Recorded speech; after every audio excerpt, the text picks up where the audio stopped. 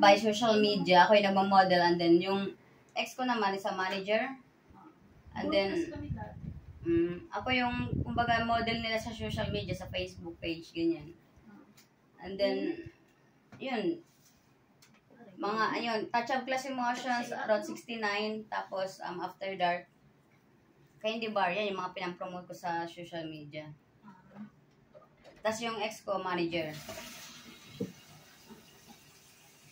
Ilang buwan din yun. And then, kaso, dahil sa madaming malalanding babae, yun. Pero ano ka, be? Ano, saan ka tubo?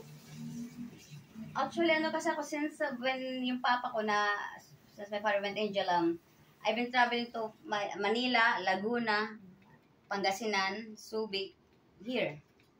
Hindi, yung pinakatubo mo talaga. Basta since po, late pero since 14 years old na ako, nag-travel na ako dito sa, Luzon. Wala nang permanent address kasi, ako lang papa ko, and then no one, like, I was been asking to some of my relatives can support me for study. So, I have to live with them then. 5 years sa Maynila, 3 years sa 3 years sa Subic, 2 years sa Pangasinan, 1 year sa Laguna. Magulong buhay, no permanent address. And then nagka-interest ako working as a public servant because of my ex. Yung Colonel, he's my inspiration before. Colonel siya sa? Afghanistan, GS-15. Saan siya ngayon? Actually, I think he's in Washington now sa White House. Ano siya? Bansa? Oh, treasurer siya ata ngayon, ewan ko. I'm not sure, but it's almost 2 years I didn't talk to him. But, nakakausap sila dito sa no? Ha? Mga nakakausap siguro mga sila dito. Senador. Actually, we're supposed to get married, kaso nga lang, ipak my cousin. Iniyot niya pinsan ko, then, alam mo ba yung, okay lang sana kung medyo malayo, kaso yung bahay ng pinsan ko, magkaharap lang. What happened? Speak English. No, I was telling her, like, my first ex-fiancé, like, who took my virginity, and then who bought my house, like that. At that time, like, when he fucked my cousin. He like, what?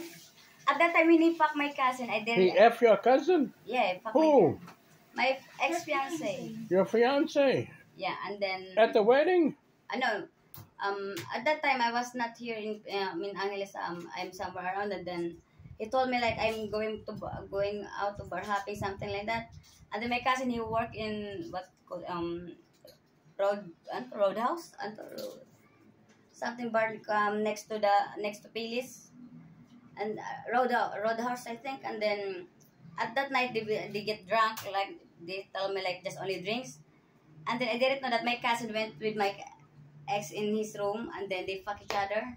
And then after a couple months, it's our engagement night, and then there he show up, and then she told me like I'm pregnant, and then I tell her congrats, and then. Pero alam mo kung mas mainam dun, Be, tinuloy mo pa rin. Alam mo bakit, even though the pregnant siya, bakit pinakasalan mo? Actually, he asked me to like he wanna support the baby, but he still wanna be with me, but I tell him like after everything what I heard from the side of my cousin, I can't be with, and then for how much the pain or hurt like how much hurt I was that time, I don't think I can forgive him. Kasi kung iba sana, no, pwede pa, no? But that time, you know what? That's the first time I experienced like I really experienced that like my words stop, and then just for a few seconds, and then I just yelling why, like why my cousin, and then take a snap, everything's going wrong. And then yeah, then you know what? After that, after she born the baby, they get a DNA test, and then it's negative. That's not his baby. And then he come over to see me, to talk to me, and then told me like I'm not the father. And then I said okay, and then he asked me like to come back with them. I told him like no, I'm done. And then let's move on. So you have a test, and he's not the father. Yeah, and then. How much pain or how much did you hurt me? It's enough for me to accept that I don't wanna. And like he done already one time, so he can do it anytime. Like even before I told him, you can fuck a lot of girls. It's 1,000 girls here in Angeles, but not any of my friends or relatives.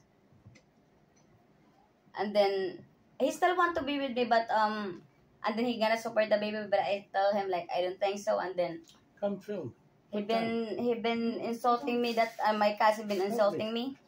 Yeah. Like my cousin said like oh you will cry blood, and then he was telling me about Yes, Jay. I'd be jealous.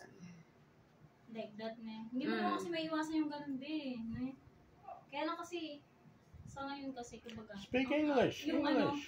yung other nation ba, like for foreigner, it's not for the only girl, for the only Yeah. one, it's for all.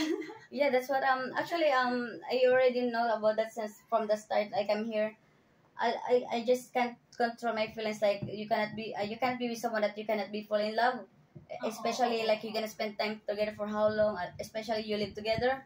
If you fall in love, You're not an android or robot to not fall in love with someone that who will look after you or give you an attention. I don't think so. I try to be like that, but it's really hard.